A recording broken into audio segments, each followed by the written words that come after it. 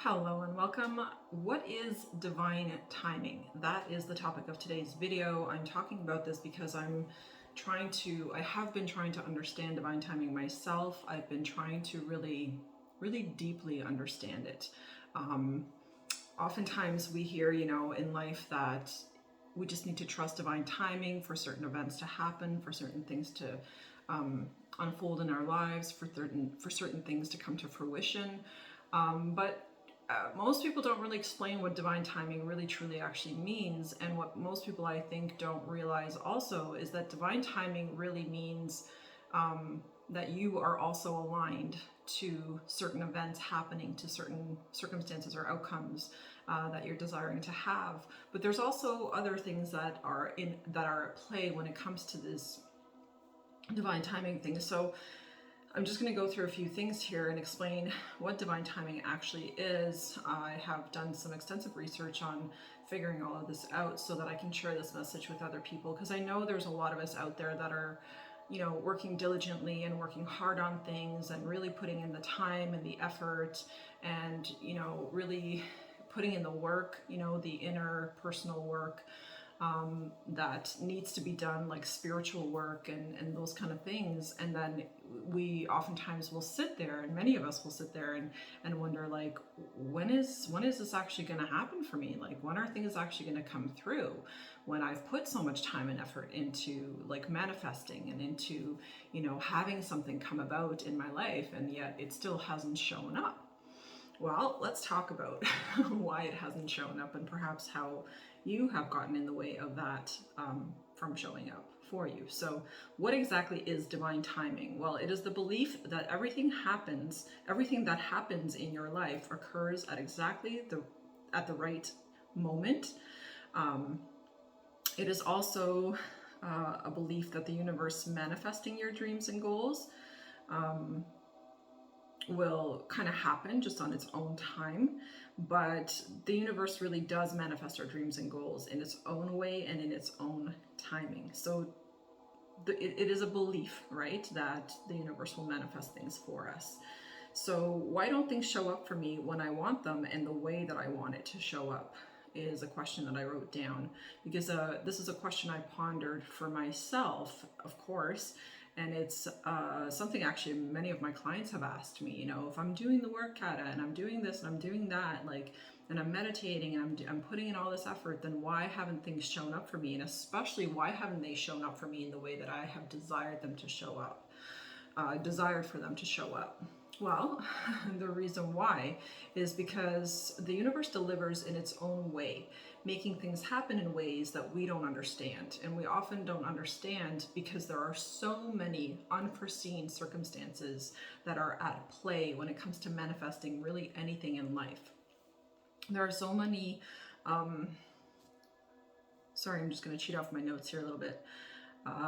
So circumstances like beyond our control, there are things, many things that are at play. It's never just your influence, it's the other person's influence also. And it depends really on what you're trying to manifest, right? Like if it's a certain job, if it's a certain relationship. Relationships are particularly tricky. But there are definitely certain things in life that we try to manifest, and when they don't show up for us in the way that we expect them to show up or in the way that we desire for them to show up, we often get very frustrated. We also get very discouraged, and we say, well, this manifesting thing isn't working, or perhaps what I want isn't even like good for me, or it's not, it's like I am not supposed to have it, or I don't deserve it. And we start to get into these like self-sabotaging mindsets about those manifestations, when really there's so much more at play. There are so many things going on behind the scenes. And sometimes we don't see how we get in our own way and how we prevent things from coming into our lives. And sometimes we also don't recognize how things just have to play out a certain way so that we can learn and we can grow first before those bigger things perhaps can show up in our lives. We also have to keep in mind that when you're trying to manifest something, it's like everything and everyone involved, how do I say it, like energetically, like everyone is energetically contributing to everything all the time because we all have thoughts and feelings and a certain vibration that we're constantly emanating from ourselves. So you could be trying to manifest perhaps a relationship with somebody, but if that somebody maybe isn't trying to manifest a relationship with you, or they're not in the right frequency and in the right alignment with you, then it won't happen. It won't come in. It just won't align, right? And alignment here is the key actually when it comes to our manifestations. So there are a lot of moving pieces when it comes to manifestation. It really isn't just up to us, and those unforeseen circumstances and all of those unforeseen things that are going on behind the scenes are really affecting your manifestation and the timing of when things arrive into your life. So upon the research that I was doing with this whole divine timing thing, I found a really great article that talked about how there are kind of a couple of rules when it comes to divine timing. So there are these universal rules to divine timing are the things I'm going to list off here next. So the very, very first thing actually is to learn patience. And I know that's probably not what you want to hear. It is most certainly not something that I want to hear oftentimes. Patience is really tricky. It can be really, really tricky because you go through a period where you feel like you are patient. Okay, I'm going to surrender. Okay, I'm going to let go. Okay, I'm not going to try to control this. I'm just going to, surrender and flow and be and all that, right? But then eventually kind of wears off. It lasts for some time, but then it wears off. And then all of a sudden you start to feel that impatience again. Well, what the heck? Why isn't it showing up? I was patient. I've been waiting, blah, blah, blah, right? And we get impatient. So one of the hardest and most important rules to embrace is learning patience when it comes to manifesting and when it comes to divine timing, because it can be such a difficult thing to accept. Patience isn't something that most people want to hear when it comes to wanting something. When they're really desiring something or wanting something in their life, then the last thing they usually want to hear is, well, you just need to be patient about it and it'll come, right? Because we tend to be, especially now with the culture that we live in and the way that we live, everything being so fast, everything being so convenient and coming into our lives so quickly, there is this sort of expectation for everything to show up for us very, very quickly. But certain things take time, and certain things take time because there's like this evolutionary process behind the scenes that has to happen in order for those things to line up properly. So impatience may also hide actually other emotions that you may be carrying, like fear, jealousy, or pressure. And this pressure could come from yourself. It could be pressure from the outside world, from other people. So practicing patience is definitely a very, very internal thing. I feel like it's something that we have to cultivate within ourselves, and it really, really takes practice to cultivate patience. It can be very hard to be patient, especially when something is really taking a long time. There's something to be said for, being patient and then something shows up in a week or in a month. But there's another thing to be said for, having patience and the universe keeps giving you signs to be patient, and it's been years. So it can be very, very challenging to be patient, but it's almost like that's exactly why something takes really long, because you're resisting that patience. And if you're resisting it, that means you're actually not being patient at all, and you're not emitting the vibration of patience from yourself. You're emitting a vibration of like anxiety and stress and worry about that thing not showing up for you. And then that's what you end up honing all of your energy like on and into, and that's why it actually doesn't show up. So that's an important thing to keep in mind. And when you are feeling like fear, jealousy perhaps, or other emotions like pressure, again, this could be pressure that you put on yourself. When we feel these things, it is very, very important to slow down in that moment and really examine why you want the world to hurry up to meet your needs. And that was something that I had to kind of sit with for a moment and ponder, and it was very insightful. I was like, wow, we really do have to examine why are we in such a rush to have things show up for us and have the world meet our needs or our expectations? And in that moment, when you ponder this question, then I think you will find the answer, and it will come to you very quickly, and you will realize that, oh, perhaps there's some kind of a belief of lack that I have, or perhaps I feel like, others or the world or whoever owes me something. So examine those deeper feelings, because when you examine those deeper feelings, it will allow you to really get to the core of why you are being impatient in the first place. So another thing, number 2 for these, it's basically like 5 universal rules that I'm going to be listing here when it comes to divine timing. And number 2 is don't get attached to time. Another thing I had to consider and ponder for a moment. So try to let go of what once was and embrace what could be, because that's where divine timing lives. Divine timing lives in the future. So if you are constantly looking back and being nostalgic, or just wanting things to be a certain way, or wanting things to be the way that it used to be, then you are most definitely not looking forward. You're not embracing the future, and you're also at that point closed to unexpected things to come into your life, or miracles or whatnot. So again, we have to be very careful about not getting too attached to time, because time is really just a construct, right? It's really just a guide for us to kind of know how to divide our day up, how to manage our our daily activities, like how to and when to show up, and when to do certain things. So that's what timing is really all about, right?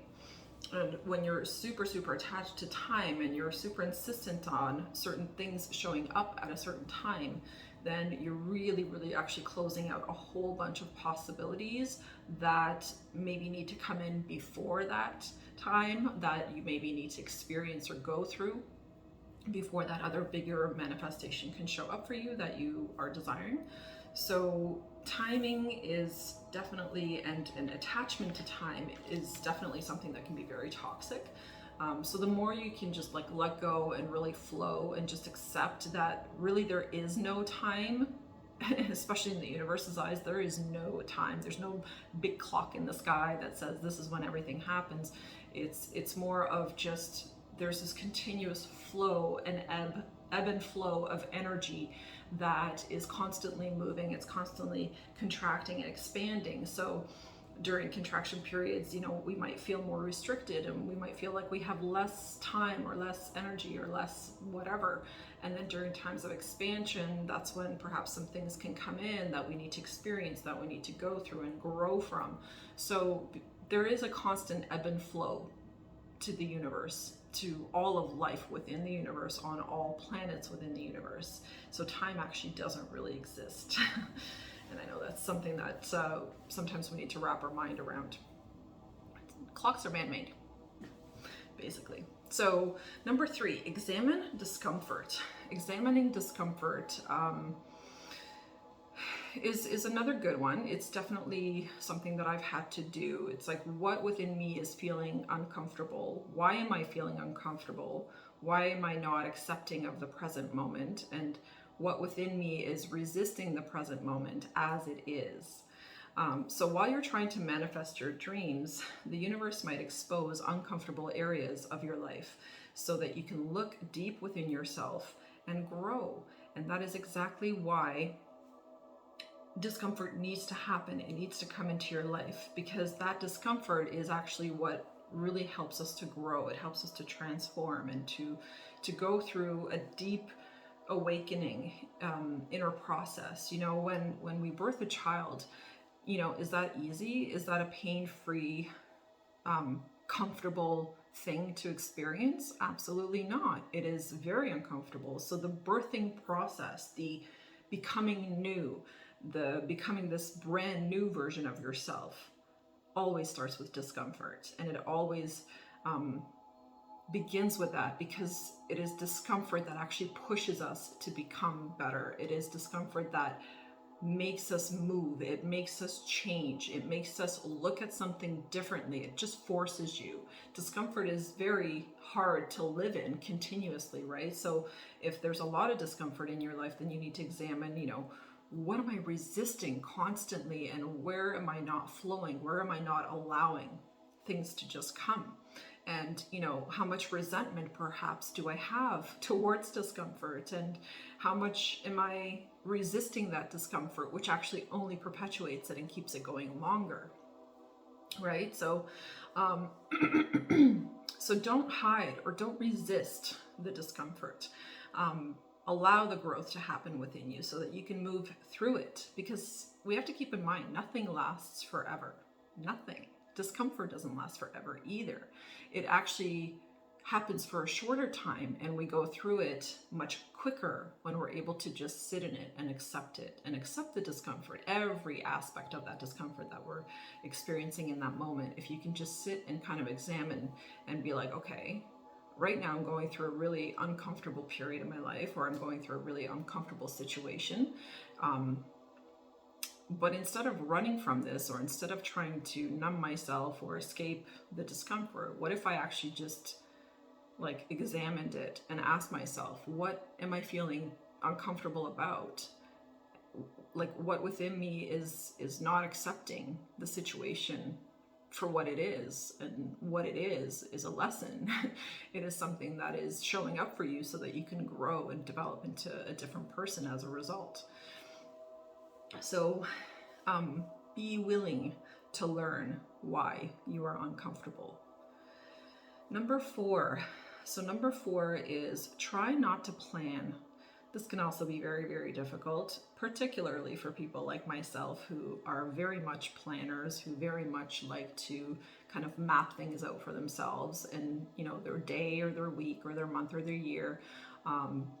You know, people that are planners are definitely people that prepare, right? They like to feel prepared. They like to kind of know in advance what's happening. And actually, I think, and I feel like a lot of times this preparedness thing really stems from like just a feeling of wanting to control, right? Just really, really wanting to control things. So too much planning means you're trying to control everything too much and not allow the divine to bring miracles into your life. And when we get it, this is how we get in our own way. So when we get in our own way by trying to control everything and planning out every minute of every day and every week and month and whatever, then we really squeeze out the possibility of just unexpected, beautiful, miraculous things to come into our lives, because you're so desiring to be in charge of everything that you're really not allowing yourself just the break and to have like internal peace. Because I find overly controlling people are never at peace, ever. They're actually always feeling very much out of balance because they try to micromanage every little detail of their life oftentimes. So control is something to really, really be mindful of. It's something I've had to examine within myself and really think about, you know, why am I such a control freak with certain things? Like, why do I try to control stuff? And the more I examine that question, the more I realize that that control thing comes out of fear, which oftentimes control is coming from fear. It's a fear of like, well, if I don't control it, things will fall apart. If I don't take control, then, you know, things won't go my way. Then I won't have things the way that I would like to have them, or I won't experience things the way that I would like to experience them. And while it's important to know what you like and be very clear about your desires and, you know, what's okay for you and not okay for you, at the same time, it's also very important to acknowledge that, you know, we can really rob ourselves of beautiful experiences sometimes if we're always trying to be in the driver's seat, right? Can you just relax and maybe sit in the passenger seat for a change and allow the universe to step in and just kind of show you what else is possible, right? So be open to the idea that your plans could change and that it might be for the better, because 9 times out of 10, it is for the better. And, you know, it's always situations and circumstances that we would never even think, right? That could turn out way better when we're not trying to control them so much. So number 5, this brings us to our last point, is don't attach yourself to an outcome. which again can be very, very hard to do, really hard to do. This is a hard concept to enact, but it can help you understand and appreciate divine timing if you can really kind of master this within yourself. So when you're in the middle of a situation, try not to attach to an outcome.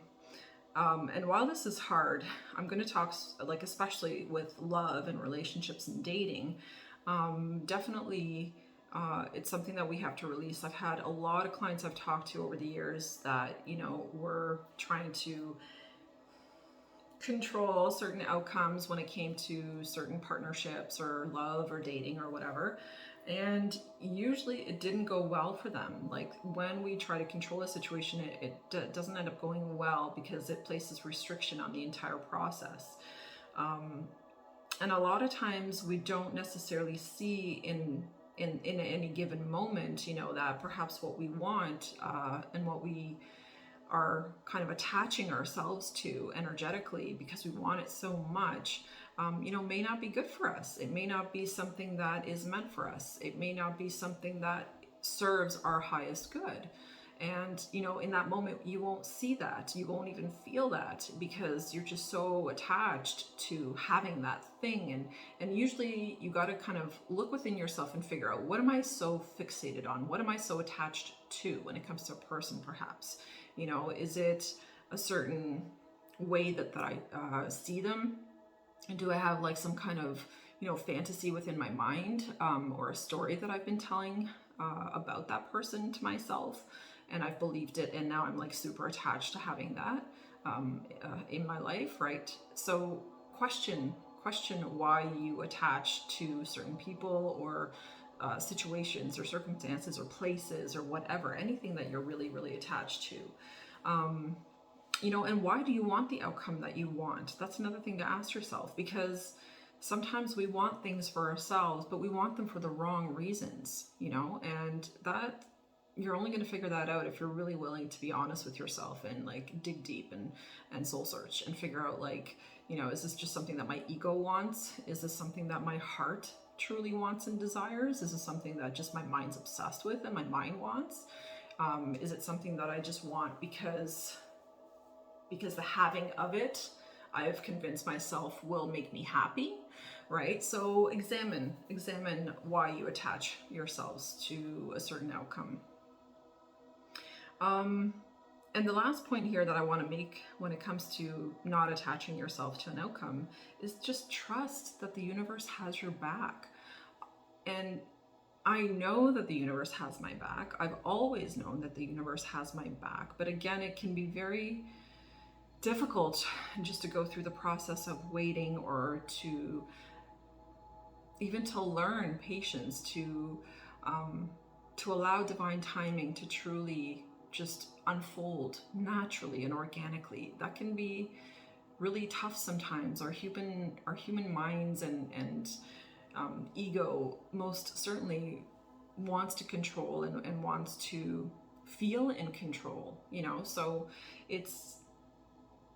we have to see sometimes how we truly get in our own ways, because the universe will never bring anything to you that isn't for your highest good. And people will say to me, well, then why did this bad thing happen to me? Or why did that bad thing happen to me? And then my answer is always, because you needed to learn something from that. Like, we have to understand that the universe truly does have our back all the time. And it really just wants us to grow and to expand. And remember the discomfort I talked about. Discomfort is what makes us grow and expand. So if you're not willing to be uncomfortable, then guess what? You're also not willing to grow. And that's something that we have to keep in mind if we really want to evolve on this journey, and if we really want to understand how life works here on planet Earth. I always say Earth is like, it's a school. We come here to learn. We come here to have experiences. We come here to experience duality. Duality is right and wrong, good and bad, left and right, all of those things. It's all duality. And duality is what really allows discomfort to happen, which means it allows learning and growing to happen. So allow yourself to go through the process of learning and growing through the periods of discomfort, and also allow yourself just to just to be happy, because if you're always just focused on the discomfort, then again, you're not in balance. So allow yourself to recognize where there is good in your life and all of the wonderful things that are simultaneously existing in your life with the discomfort. And I feel like that's what actually brings balance into our lives. You know, divine timing and everything in life is really all about just going through the process. You can't rush it, you can't slow it down, you can't manipulate time that way. But what we can do is just constantly look for equilibrium, to look for balance within ourselves. And if you're able to do that and find that and be okay with the uncomfortable times and learn to focus on the good even during the uncomfortable times, and if you're allowing yourself to just feel the discomfort sometimes and cry or release it, or just be okay with, you know, not feeling okay, then you move through it so much quicker. So understand that everything always happens for a reason, and that all of life is about learning and evolving and becoming a better version of yourself. And how you experience that is always up to you, and how you perceive everything that happens to you and for you. So that's my video about divine timing, and I hope this was helpful for you, and I hope it helps to put your mind at ease that, you know, it's all about balance. It's things really will come through for you, and if you continue to focus on all of the wonderful things that the future has in store for you, then I feel like divine timing will most certainly happen a lot faster. The other thing that I have learned over the years of learning to manifest and things like that has been that it's all about alignment, and I really have to make sure that I'm constantly in good alignment with myself first and foremost, and with the divine. And if I'm in alignment with myself and the divine, then things show up for me exactly when they're supposed to, and I will just be eternally grateful for those things when they do show up, and I will be able to just experience each moment in peace and in tranquility, even when, you know, things aren't perfect. So something to keep in mind. But thank you so much for watching. Thanks guys for tuning in. Do hit a like and subscribe to the channel if you found this content to be helpful, or if you wanted to share it with someone that you think maybe needs to hear something about divine timing in this moment, then pass it along. You know, perhaps there was, even if it's just one sentence in this whole video that may be helpful for them, you'll have done something wonderful for someone else. So thanks guys again for watching, and I will see you in the next one.